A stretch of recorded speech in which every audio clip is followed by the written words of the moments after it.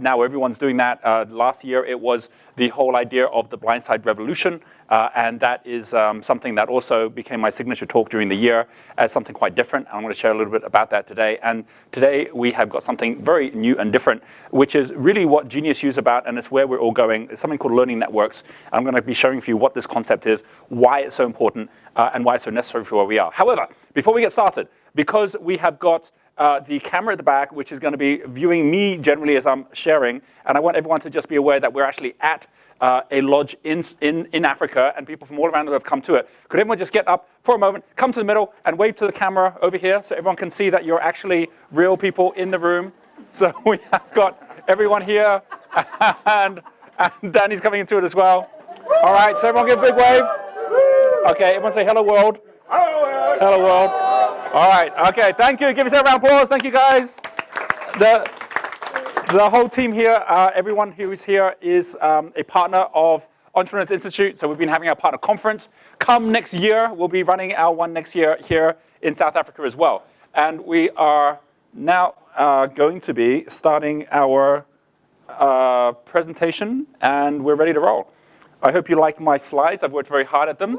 Here's my first one here, which is all about the year of the monkey. So monkeys, as you know, have all sorts of mischievousness about them. Within monkeys, you will find the word money, you'll find the word keys. So I'm going to be using these three elements, bring them all together in terms of, first of all, what is the fundamental way we need to be, which is the monkey bit. What is the elements which actually we need in order for us to be able to move forward, which is the keys part, and how money itself has changed, and the ways that it's changed. So first of all, I'm going to start by just rewinding 1 year. So 1 year ago, I was talking about something called the blindside revolution to make sense of the massive shift that's happening in the world. And I used this example from the Battle of Trafalgar. So what happened in the Battle of Trafalgar is you had a very, very small navy, which was managed by Admiral Nelson, which was able to take down the entire navy of Napoleon. And how did that happen?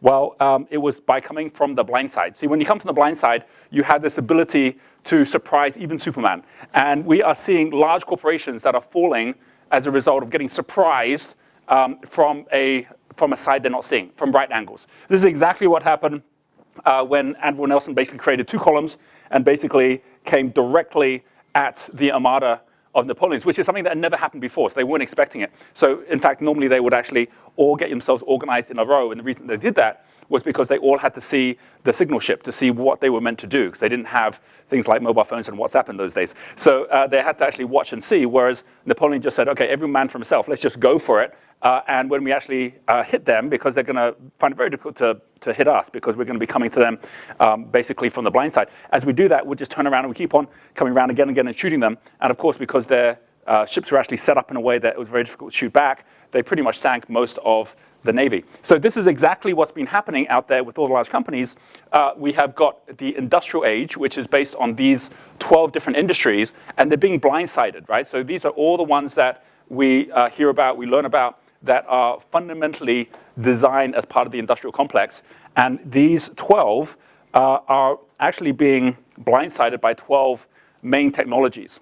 Now, I talked about this a year ago, and the transformation in many of these technologies in the last year has been phenomenal. You know, we talked about things like sensors and cameras, the Internet of Things. That entire industry has more than tripled in the last year. We talk about things like machine learning and AI, and we've had some massive breakthroughs just in the last year in terms of artificial intelligence. Mobile video, we're now going to 3D video, robotics and drones. You know, Google's actually been buying up all the robotics companies. We've got things like the entire electric side, where solar power has really taken off in ways that in the last year we've never seen before. In fact, in close to half the world now, we've actually got grid parity for solar. And within a year, the vast majority of all the states in the US and most of the countries in the world will actually have solar cheaper than it is to get the normal gas and fossil fuels, which is pretty unbelievable. So we're seeing this acceleration that's actually taking place at the moment. So this basically is a number of slides I showed a year ago about how Apple was not a particular company like entertainment or communication. It actually went into the music industry, and then it went into the phone industry. And then now it's going into finance, it's going to transport. Like now there's more and more news about the Apple car. and how actually the way it's disrupting every one of these industries one by one is through these different things like the crowd leverage, the artificial intelligence, the sensors. It's just going through them one by one and using them for every one of these industries, even more so for Amazon, even more so for Google. And this whole point here, which is that the education system is actually still based on preparing our kids for the industrial age. Everything I'm showing now is what was my talk last year, and I just want to give you a background of it because there's one thing that has not necessarily kept up with all of the growth, and that's the way we learn. Like how do we actually keep up with this? There's a great video from just a month ago where now there is a computer that was from a company, artificial intelligence computer, built by a company in the UK, which Google bought over, which has now beat the European champion of Go. Go is a Chinese game, which is far, far more complex with many, many more variations in terms of gameplay than even chess. And so it was kind of like this holy grail of artificial intelligence if you could actually beat a Go player. And the way that the person who actually managed to get the machine to learn is, first of all, they took all of the big championship games from the last couple of years, or from last decade, they fed it all into the computer, so the computer could actually just watch patterns and say, what's happening when this happens, this happens, this happens. And then after they did that, he got the computer to play itself millions and millions and millions of times. So every time it was learning and every time it was growing. So if computers are now learning more effectively than humans are learning, where does that leave us? So this here was about industrial revolution focusing on profit. Technological revolution is focusing on purpose.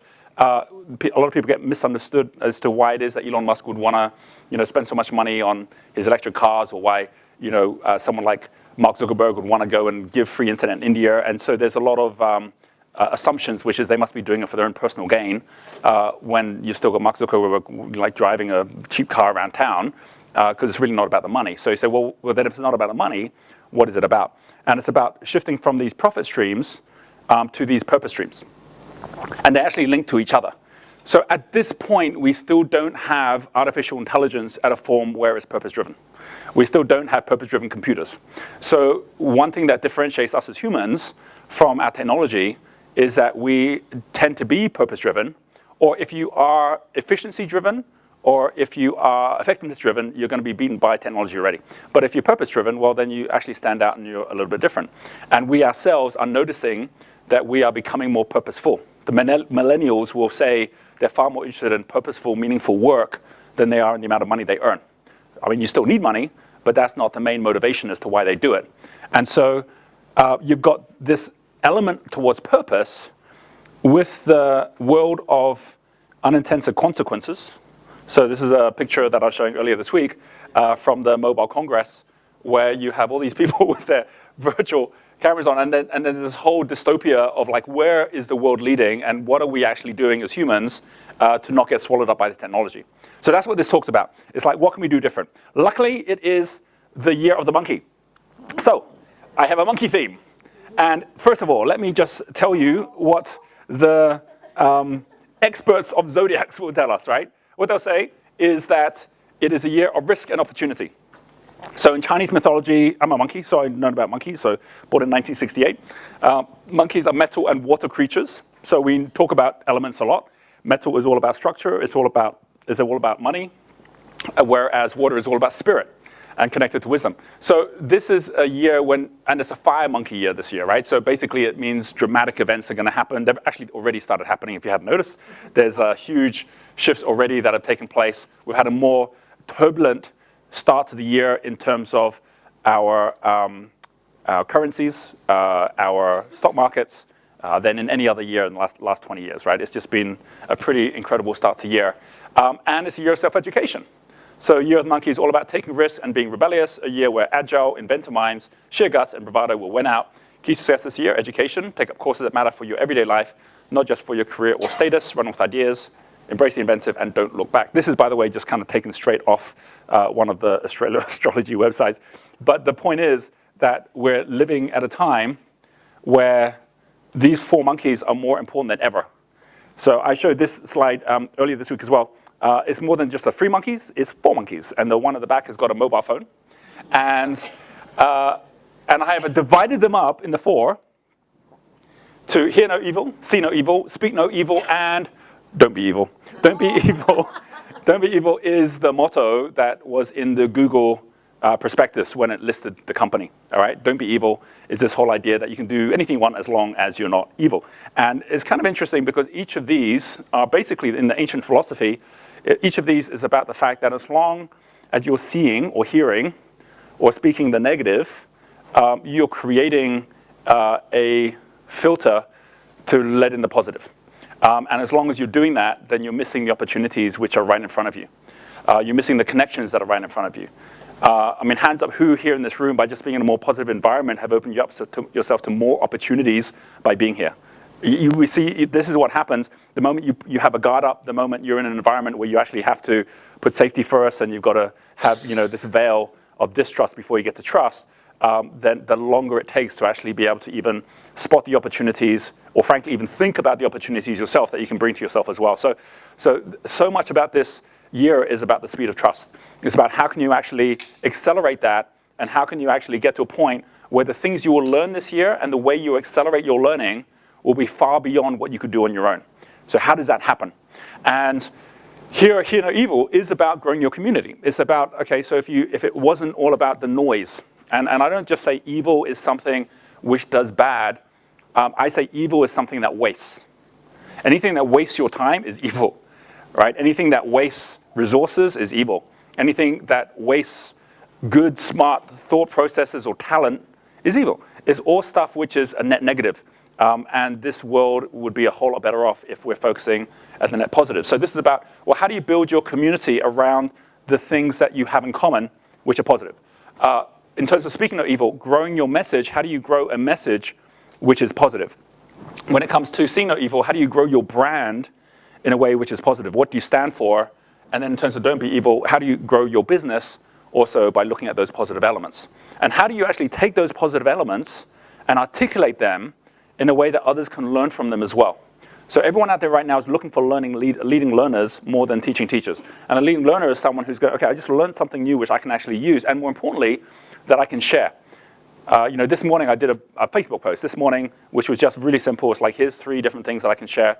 And that's already going viral. Like, just because people think, great, I'm going to have it. Why am I having it? Not just because I want to read it, I want to share it with other people as well. So there is definitely ripples that go out there now on social media where things that are positive tend to actually have ripples which are larger and faster than things that are negative, which is the opposite of the media. So social media has got to that point where people are tired of the negative and they're actually wanting to share more of the positive as well, which means it's easier than ever to find the right people around you. So you make that decision as to how much of what you're doing or thinking is wasting time or is wasting effort or is wasting other people's attention. How can you transform that around? And then realize that in that whole process, money itself has changed the nature. By the way, there is kind of something that we've all heard of as we were younger, which is money is the root of all. So after talking about see no evil, hear no evil, and it's like money, evil. So the reason a lot of us don't see a lot of money is because we actually see it as a negative thing, right? And we see it as something which is a net negative, which is that if I'm gonna be rich, you're gonna be poor, right? And that whole concept we know isn't true, because we know when we actually collectively get together, we can actually add value, which means that the end is a bigger pie for everybody. And this is one of the biggest challenges that we're seeing in the world today, this wealth gap. And a lot of people will see the wealth gap as a zero-sum game, a little bit like there's only so much money, which means there's only so much pie. And as long as there's only so much money and you've got this pie and it's fixed, then if I'm going to have some of the pie, it means you can't have the pie. So that's where the wealth gap comes in. It's like, well, clearly the rich have all the money, and that's where the issue is. As opposed to really looking at that gap, being a little bit more like, you and I are in a race and we're running along, and there's not that much of a gap, but then I get on a bicycle and we run it again, and you don't have a bicycle, and this time there's a bigger gap. And that's really what happens when you learn how to run a business, for example, or when you learn how to leverage value via the internet or via whatever it is that you do. There's basically a vehicle you've now got you didn't have before. And then that bike becomes a motorbike, and now the gap's got bigger. And then that motorbike becomes an aeroplane, and the gap's now very, very large. And the difference between someone who knows how to ride the vehicle and someone who doesn't is that gap. That's the wealth gap. So we had this element where those who are self-learning, because you don't learn these things at the moment at school, those who are self-learning are getting there faster. And I know many small business owners who are now going through the same disruption that large companies are going through. Small business owners who are saying, well, I thought I was nimble because I've got my own business, but even I'm having a difficult time finding customers now. I'm having a difficult time catching up and keeping up with technology. So the vehicle keeps on upgrading faster than any one of us can learn on our own, which means that we need a whole new way for us to be thinking about this as we go forward. So while you could say that money is evil, the opposite of evil, which is the same letters, just the other way around, is life, that it is actually moving at an entirely different pace right now, that it is what allows us to be more alive, and that it is something which is actually finding its home far faster to where value is. So it's actually able to get attracted much faster to value, which means if you're not there on top of the value, you're going to lose the money. But it also means if you're clear on what the value is, then the money will come to you much faster and give you the resources to do more of what is purposeful to you. As Walt Disney says, I don't make films to make money, I make money to make films. So unless you're clear on your purposefulness, then the money won't flow your way, because the only way it's going to flow your way is through the other people who are aligned with that same purpose. But the biggest challenge is that it's accelerating, which means that the speed of money flow is growing much faster. There was a time before that if I was to see how much a dollar might move within a day, I might see that it actually moves basically by someone going in and buying a book, and by buying that book in the retail store, that guy's taking his money in, it goes to the retail store owner. Maybe if he's really fast, he might take it out of the till and basically put it in the bank, and the bank's got a chance to actually loan it out to someone or to invest it in something in the same day, which means it might have 2 cycles or 2 transactions within a day. Today, you can go on in the morning, go onto Amazon, make a payment straight away. The money's gone out of your account and it's now in Amazon's account. They've already used it because they've actually spent that on the transportation, and now it's actually with FedEx, and FedEx already has spent it because they already actually have sent it again digitally to someone where basically they're now using an airline, and that airline's now spent it on fuel, and the fuel has now spent, and so it goes on. So now you could actually transact the same dollar 7 or 8 or 9 times in the same day, and it's handed up basically through 7 or 8 different people.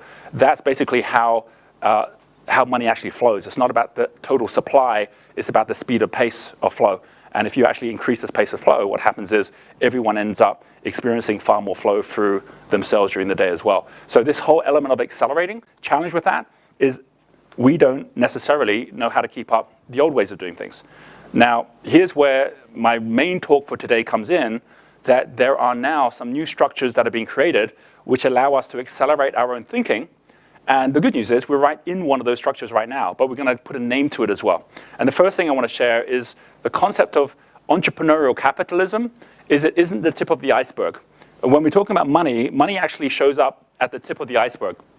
At the top, which you can just see, is something called financial capital. So this concept that there's a fixed pie is this idea that we have to have financial capital to get started, or the people who have financial capital, who have the money, that they're the ones who somehow are taking it away from other people. But what's underneath the iceberg are the 2 things that we can get for free every day just by investing some of our time. And they're actually the 2 bits of capital which every entrepreneur who's ever got successful had before they got to the financial capital. One of them is called intellectual capital. So when you start a business, when you have a product, when you have an idea, when you've got something of value that someone's willing to give you money for, it doesn't cost you any money to create any of that. It just is inventiveness, is connections, is getting to the right idea in the right way. And when you have a great idea, then that can be worth $1 billion very quickly. And this is about focusing not on how do I get the money, it's focusing at how can I have that right idea or work with the people who have that right idea. Right? And that's what really builds the value in people who are understanding these vehicles today. Understanding how valuable intellectual capital could be is something we could teach kids at school. When we, myself and with Luke, with Fibonacci blocks, which is his project at school, I said, well, if you really got something of value, you'll know if it's of value because people want to buy it. Posted it up on Facebook saying, would anyone want to buy this? Had a whole bunch of people say, we'd like to buy it. Set up an Indiegogo campaign, which created $42,000, which is more than most teachers earn. And as a result of that, I said, well, not only does this clearly create value, I've now turned some of my intellectual capital into financial capital. And it really is that simple, but it isn't something that's actually necessarily taught at schools. And we don't actually see or have any exam or any test to a child to see if they actually have a way to turn something into financial value and if that's a skill that they can build. And every one of us can build it if we're taught it. But this part here is what we have to self-learn, either ourselves going to a course or meeting up with a mentor, or is something we can self-learn through what I'm going to come to in a moment, which is this idea of learning networks. There's a second thing, which actually is the part which a lot of us miss out on. In fact, there's a lot of online networks and online websites now where you can go to build your intellectual capital, to come up with your idea, to come up with your strategy. Most of them don't work that well because you're still in isolation trying to do it on your own, which is a little bit like being at school trying to learn on your own. So there's these things called MOOCs, which are these massive online courses, which really aren't working that well. Less than 10% of the people that start it even finish it because there's no interaction. And it's missing the second thing you actually need to create the triangle, which is social capital. So social capital are the people you know. It's the people you're connecting with. And it's the whole way that we collectively can have far smarter ideas and a better idea as to what people actually want to buy or what's important to them by having those conversations and by knowing the right people. And frankly, you don't even need the intellectual capital if you know the people who have the intellectual capital. So whatever you want to do, create a website, start business in China, if you know the person who already knows how to do that, you don't need to know how to do that yourself. So these two go hand in hand, where if every day you're saying, well, how's my network growing? How's my ideas or my products growing? How's my relationships growing? How are my brands growing? If these two just grow, the iceberg just appears. And so this is the element behind capitalism, is it's not the top capital, it's all three capitals put together, and it's us having a system that allows all three to grow together as well. If we could create a system that allowed that to happen, then we'd be in nirvana, because it would mean that we'd be able to accelerate our own learning to be at the pace that's taking place and the speed of change that's taking place right now within technology. So that's where I believe global learning networks come in. A learning network is different from a social network. There's 4 elements here. The first element is something that we're all used to because we were brought up in the entire national government system where we have something called social hierarchies. And a social hierarchy, think of it like a triangle, is one where you've got a president or prime minister at the top, very similar to a business where you have a CEO or general manager at the top. And where everything's based on direction, where someone is in charge of directing you. So our education system is based this way as well, right? Someone's there to direct you. But in this case, any business or company, especially a corporation, and at the same time, most of the social structures that we used to or were brought up in, this is the kind of thing that we show up in, where we have social classes, where it's really clear whether you're basically blue collar or white collar, or whether you're executive. It's very clear whether you are allowed to do something or not allowed to do something. So it's rule-based, it's directive. So we understand that. Something happened the moment social networks showed up. And what happened was, for the first time ever, we started seeing the difference of incremental actions and exponential actions. We suddenly realized you can just go out to everyone, everywhere, really quickly, and you can actually overthrow governments with social media. We can actually, through a social network, get connected in such a way that we can learn about things or hear about things that we never would have known otherwise. It was only in my 40s I even realized that there was foods I was allergic to. I would go out and I'd drink beer, and then I'd start sneezing. And I'd think, oh, this just must be because, I've just drunk too much beer, right? And then I found if I drank even more beer, then the sneezing would go away. So that was my antidote to the sneezing. Yeah, and it was only after Facebook came along and people started sharing stuff, and then I figured out, well, wait, I'm actually allergic to wheat, and beer has wheat in it, and so that's actually what's triggering me, and it's actually what's actually making me sneeze, and the only way to stop me from sneezing is to hydrate myself, and beer also has water in it. So that was this thing that was happening where as long as I kept on drinking beer, then it would dilute the effect of the beer itself. I was like, this is nuts. I'm just going to stop drinking beer, which I did, right? So now I drink Jack Daniels. So the point about this is that a lot of that learning, a lot of us, I think, have learned a lot more about health in the last 5 years simply because of social networks. And every time a new idea comes along, if it's a good idea, we learn about that as well. So there's a viral aspect to this which allows us to keep up with things around the world a lot faster through a social network. But it's still actions. It's still reactive. But now it's not based on single direction. It's based on shared discovery. It's what are we discovering and what are we sharing with each other. But it doesn't mean anything's changing. It just means things get more noisy. So something's happening on the top level now, which is happening only for the first time, now that we understand this concept. First of all, we know that there's an element which is the learning element, where we're going from incremental actions to incremental learning. So whereas we've moved across from incremental actions to exponential actions, we're still in an education system which is based on incremental learning. And this incremental learning is progress now, just like we had actions, but it's progress by single direction. You go to a lot of the online courses, it's like you've still got a tutor who's going to teach you through videos. So what's happening is you can only learn whatever they're teaching you. Just like here, you can only be as good as whoever's directing you. And so that's been how we are still basically living in a learning hierarchy, which is based on learning classes as opposed to social classes. And it's allowing us to progress, but our progress is still at an incremental level, while technologically and socially, we've gone exponential already. So this final quadrant here is what I'm talking about when we talk about Genius U, when we're talking about different groups around the world, where we're talking about the fact that we now have CEOs and general managers and founders of companies who, for the first time, are saying, you know what, the only way for us to keep up is to get together and to talk to each other. Whereas in the past, it's like, I don't want to talk to my competitors because if I do, they're going to take my ideas. Today, in every industry, people are realizing by staying together and actually sharing, they're better off as a net positive for the whole industry than if they actually stayed out of that gap. And that's because they're learning about this thing here, which has started in small scales. I'm part of quite a number of different mastermind groups in America. We have our own as well. We started small scale, but where this starts to happen here. And this fourth one here is a learning network.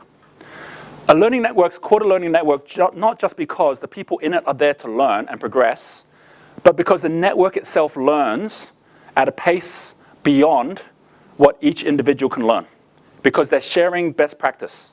And so when they share it, everyone gets it, then the next person will, and you don't know who's going to make the next breakthrough.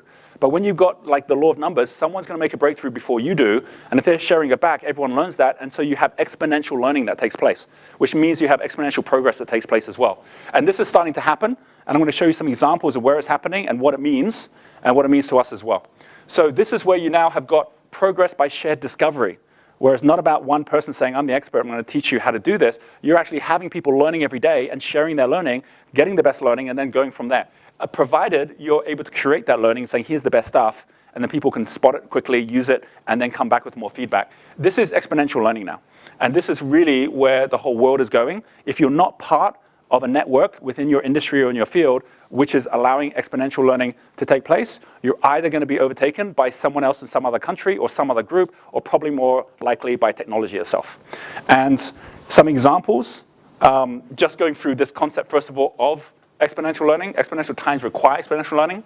While social networks have led to exponential growth in how we receive and share information as a group, learning networks are leading to exponential growth in our development as a group.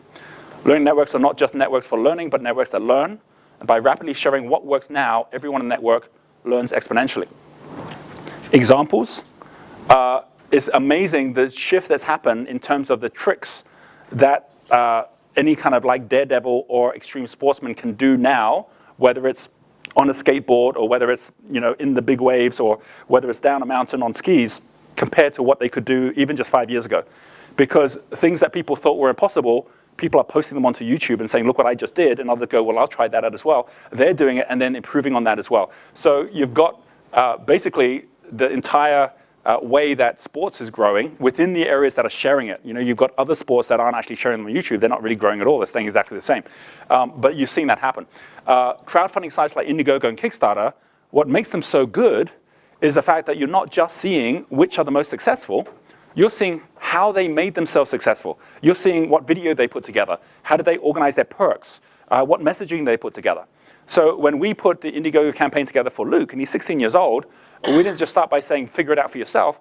We started by saying, well, what are examples of toys just like your one, educational toys, that were successful? What video did they put together? How did they go about doing it? We connected up with some people like Jeff Hayes, who's an expert at crowdfunding, got his advice of a number of others who've done it as well. And just by getting all of that together, we effectively compressed into the worth of all the learning of the entire crowdfunding industry, right? And that's because everyone was sharing and it was being curated, so the top was going to the top. You could see it, it was really clear, and we could learn from that as well.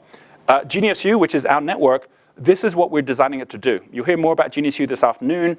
Anyone who's watching here, you can go straight on Genius U, it's free. But what we're doing with Genius U is we're starting to create that point system, which Michelle talked about, and we're going to be putting a point system in place where, while something like Wikipedia allows you to organize knowledge based on fixed knowledge.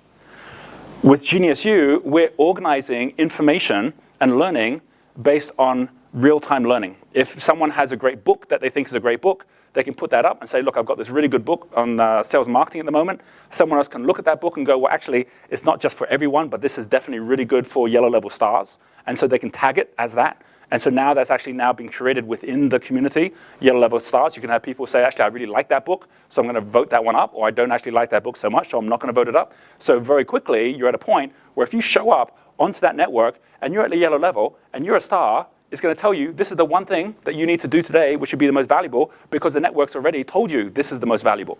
And that's something which no AI can do for you, because this is about human interaction and human learning coming in with the experiences of it. And then with that book, when someone actually reads it and then says, you know what, I actually used this and came out with a case study which actually works really well, and I learned something new about that, and they post that, and they get rewarded for that as well. And as a result, you actually then have a chain of real-life examples off the back of that one piece of information.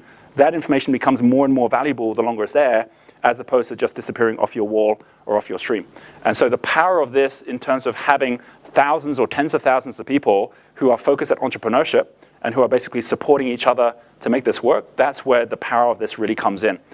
Then you can be a school leaver, you can join the network, and immediately you can find the right people to work with, you can find the right things to learn, you can actually even be earning just by curating to begin with, and off the back of that, you don't have to worry about never having a job, because jobs already are something which are becoming redundant in themselves. People used to be worried about redundancies, jobs themselves are becoming redundant. So off the back of that, it means that we need to have a whole new way of thinking. I believe that learning networks is one step on from what I talked about last year, which was here's the challenge, which is that technologies are coming at right angles. Here now is a solution to how we actually keep up with that. And we now have a name for it that we can use.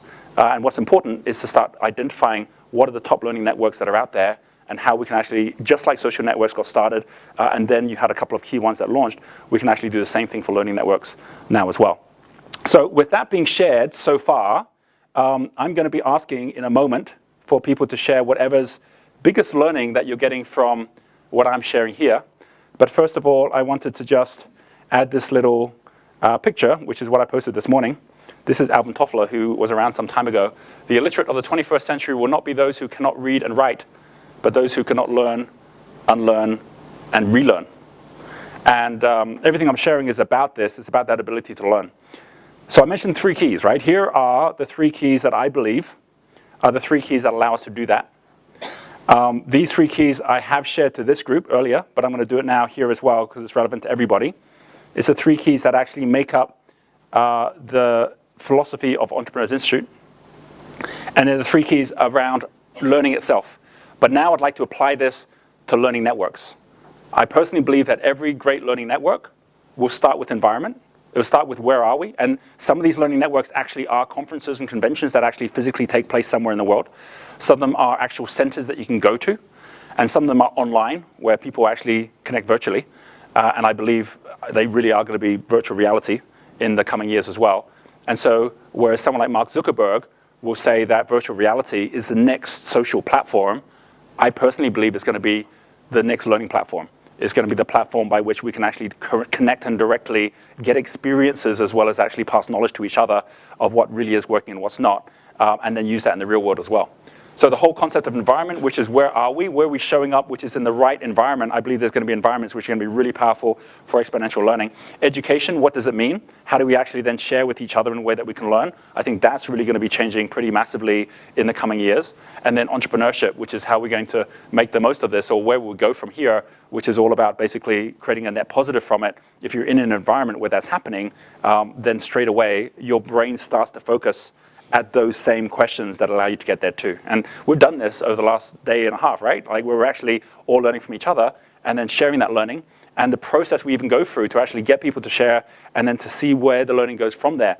Or the process we just had with Gordon where like who can jump in and actually say, well, here's another distinction. And we're all learning new things ourselves from that whole process. I learned from that process. Michelle learned from that process. Everyone did. And so we all come out of it as students. So that whole concept of these 3 keys, if we're always saying, are we actually questioning the way we're actually managing the environment? How do we make the environment self-sustainable on a global level? Are we really questioning education and how we're making sure it's actually keeping up with the pace of change? And are we really understanding what entrepreneurship is, which isn't just having a business, but it's making a net positive in everything that we're doing, and then we share that out there? That becomes the imperative for where I believe we're going in the world today. Take that concept one step further and say, we're here in Africa. Where in Africa has this happened before, where a learning community has been connected together? And the answer is, it has happened here before with monkeys. So this is Jane Goodall. I had a chance to meet Jane Goodall with my kids, with my family in the Green School. So she came and actually was the person who gave the final talk at the Green School for the graduating class. And she told her story about how from a young age she had always just had a love of nature and she wanted to go out there and make a difference with the animals. She got posted to Tanzania, where they were doing studies with the chimpanzees. And she was the first person at that time to name the chimps. Because until then, they just had numbers, right? So the scientific processes don't give them names, right? So they all had numbers. So she actually named them. And then she said, my goal is not to be learning about the chimpanzees. My goal is to learn with the chimpanzees. If you look her up online on Wikipedia or any of her biographies, you'll see that until today, she is still the only person, not just a woman, but the only person who's actually been fully accepted into a chimpanzee tribe by the chimpanzees. So she was in a tribe of 22, and they all rank each other so that you know who's the most important. She was 22nd, right? She was the last, but she was still in it. They still basically saw her as part of them. And that whole way that they then created that whole way to learn, where she then really revolutionized the whole way that we look at animals as a result of doing that. And it's amazing what nature can teach us, but only if we're actually willing to hear and to learn that as well. I wanted to put this up here because I thought it was a really good quote as well, which is only if we understand will we care, only if we care will we help, and only if we help shall all be saved. I think that that's just so powerful because it's about the giving which actually makes it happen, but you can't be giving until you actually have that understanding that you're in a trusted circle in the first place, or else you're always going to hold something back. So I believe every learning network is going to have one thing at its core, which is going to be trust. And it's going to be that ability for us to know when you step into it, you're being trusted to add value to it. And you have that ability to know that your real value isn't going to be, are you someone who's trusted to teach? It's going to be, are you someone who's trusted to learn? So have you enjoyed this little talk? Yeah. Has it been valuable? Yeah. All right.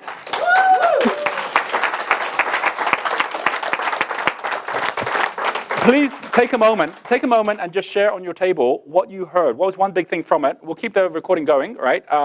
We'll just take a couple of sharings in a moment from this, but give you a moment to just share what's the biggest thing that came out of this little session.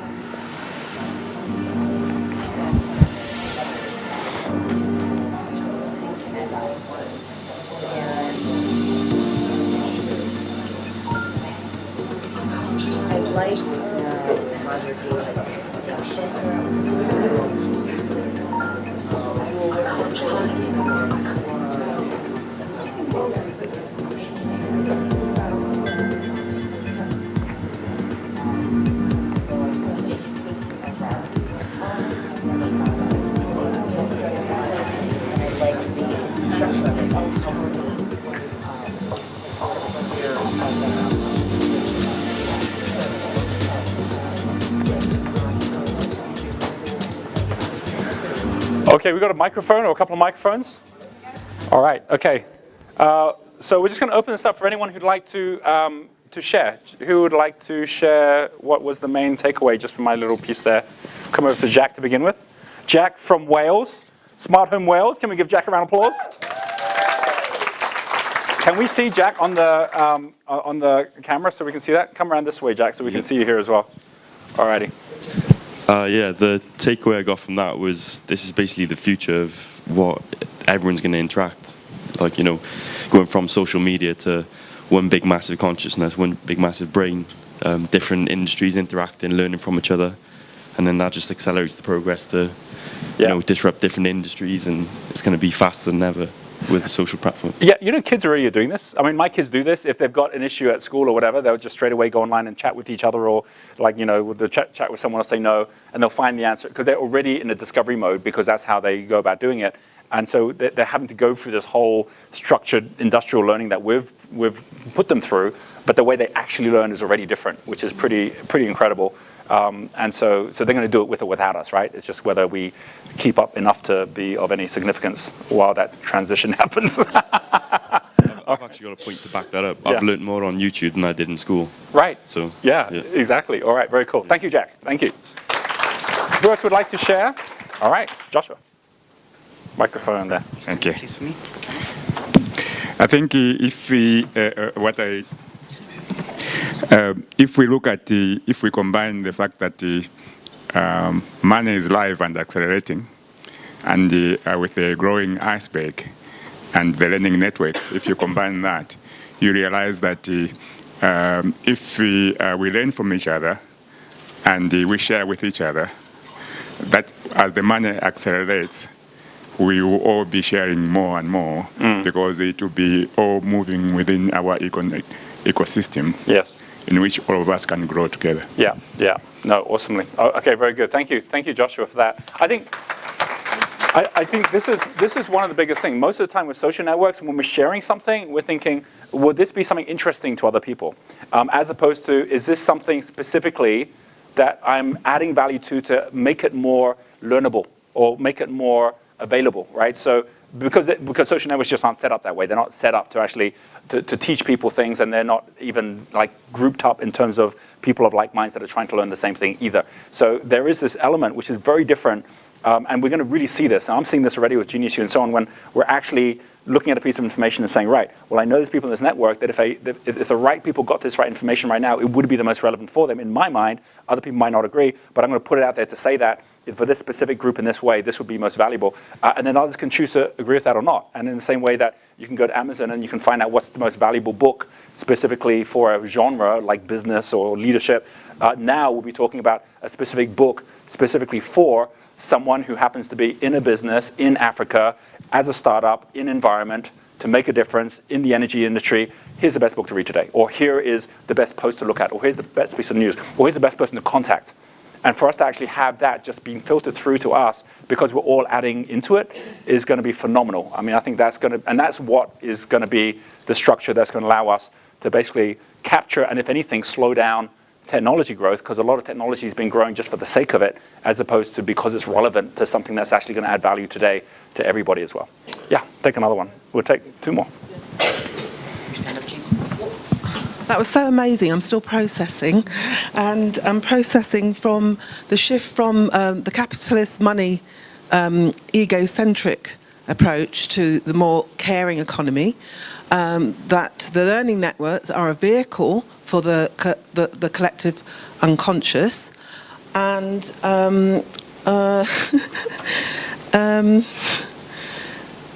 I've lost it now. It's coming. I know it's coming.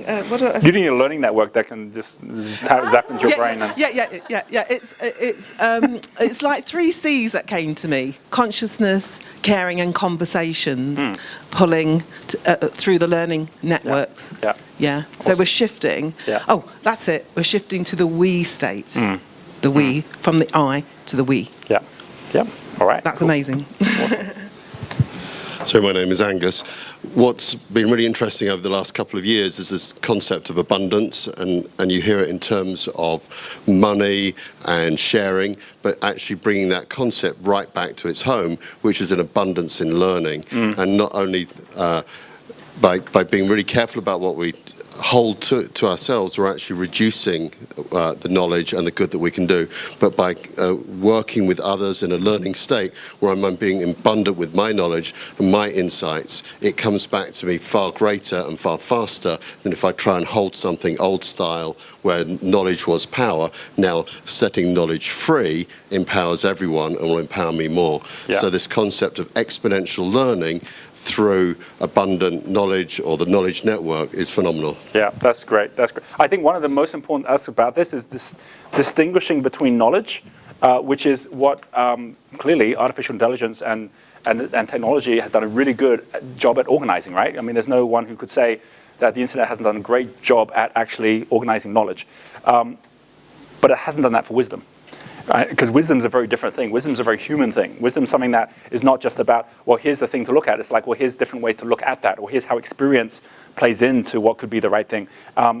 Most artificial intelligence is backwards looking, as in, if I go to Amazon, I'm looking at a book because Amazon's looked at what other books are bought, and then said, well, based on those books, here's the book maybe you should buy. And that can only ever be basically just reinforcing my past habits, as opposed to wisdom, which is actually what allows you to break out from your past habits by having the value of expertise of others to actually say, well, this is the reason you're actually in that habit, and you actually need to be thinking an entirely different way to move forward. And there so far has not been any structure to organize wisdom.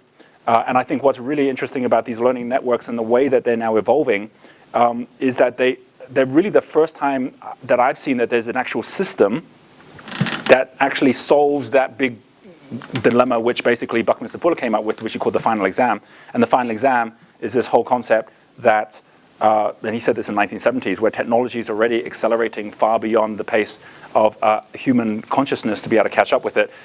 We've already got all the technology in the world to solve all of the largest problems we have, because they're all distribution problems. It's not like, people are hungry because we don't have food. We've got plenty of food. It's just not distributed properly. Or it's not, people are educated or not getting education. It's not because we don't have the education. It's just not distributed properly, and so on. Technology actually solves all those problems. The only reason we haven't solved those problems is because of human consciousness. So his final exam concept is, will human consciousness be able to accelerate and catch up with technology, because only then can we harness it properly, and only then can we actually solve all the grand challenges. And if we do catch up, then we pass the exam. If we don't catch up, technology will continue to accelerate beyond our ability to harness it, which means inevitably it will destroy us. And that's why it's the final exam, because there ain't no other ones that come after this, right? And but he was a system thinker. And the fact that this concept of learning networks is a system that allows us to actually accelerate our own learning growth, or more importantly, our own consciousness, so we can harness it. I think that is one of the most positive things in the last year, as I've been thinking about these and watching what's happening in the world, most positive developments, which is not yet at its highest level, which is why we're not seeing them everywhere and people aren't talking about learning networks yet, but they will be. Just like people weren't talking about social networks when Facebook started, but then they started talking about it. I think that's where things are really going to shift. So, Gordon? Thank you. Do you want me to come up? Yeah, you can just, so right, people can see you. But. If we take that quote, any of we understand, we care, I want to relate it back to what happened with me just early on, and that is about empathy. I believe it's about empathy and understanding. And ultimately, I think that the only way we can save ourselves from AI and technology is to build those moments of empathy between people, because AI won't be able to give us the empathy. And it's that level of human connection which is actually going to save us from technology, and which is actually what we want to develop amongst everyone. By the way, my personal belief, I believe we're going to have AIs shortly, and in fact, if you go to Japan, you're going to find they're already existing, that are more empathetic than most humans. That because they understand how to read your features, they understand how to reflect, they understand how to come from a place where they're able to do that. Now, of course, at the moment, they're just being programmed for basically, input and response, right? But just like the Go, where you can multiply that millions of times to really get all the different variations, and then they can choose for themselves based on that, it really is just a matter of time before we're going to have people falling in love with their machines, right? We have love robot hotels in Japan already, where you can go and fall in love with a robot. And weird as that sounds, yeah, there's enough science fiction films that become a science fiction fact. But this is where the blurring happens between technology and machinery and ourselves. And if you really want to, see that blurring, it's really easy, right? It's just basically seeing how attached we already are to our mobile phones, for example, right? So I really think that what we're going to see going forward is through these elements where we actually are being drawn to them because of the human desire to improve ourselves, right? And to improve ourselves in an empathetic way, because we actually are wanting to improve ourselves for the whole. And not everyone wants to do that. Some of us want to try and basically get out there and enrich ourselves at the expense of others. I mean, there's no question there are people like that as well. And we have lived in a world for some time where actually it's quite easy for someone who wants to take that route to do that and to hold on to power and to basically hide whatever they're doing to others, or have the government's forgiveness and get bailouts and all those kind of things that we are so against at the moment. But something happens with the concept of learning networks, I believe, where it actually makes it almost impossible when you're in any network which is growing at exponential rate to be in there and to abuse trust, because you'll be ejected from it. And if you're ejected from it, which means you're not able to learn at the same speed as the people who are in there are learning, then that clearly means you're not going to be able to keep up, which means that there's going to be absolutely no financial benefit to trying to go out there and cheat people or trying to go out there and actually get one over on people, which I think is a really good thing. And it's just a natural process of setting up a system which technology has allowed us to do that we can then become more human. So lots of paradoxes, lots of conversations. This is not the answers. This is opening up new questions. But this is something that I'm going to be sharing quite a bit more on our Fast Forward events. At the same time, the Fast Forward events themselves are another learning network. Our partner community is a learning network. Our Crystal Circle is another learning network. We've got within Entrepreneurs Institute multiple learning networks happening already, which are kind of like little bubbles. And that's why I really believe that we're not going into a world of globalization anymore. We're going into a world of globularization, where everyone's kind of finding their own little bubble and seeing where they interact with others as well. So thank you very, very much, everyone, for listening. Give yourself a round of applause for sharing. Thank you. All right. Wow. Give Mr. Roger Hamilton a round of applause. Take a bow.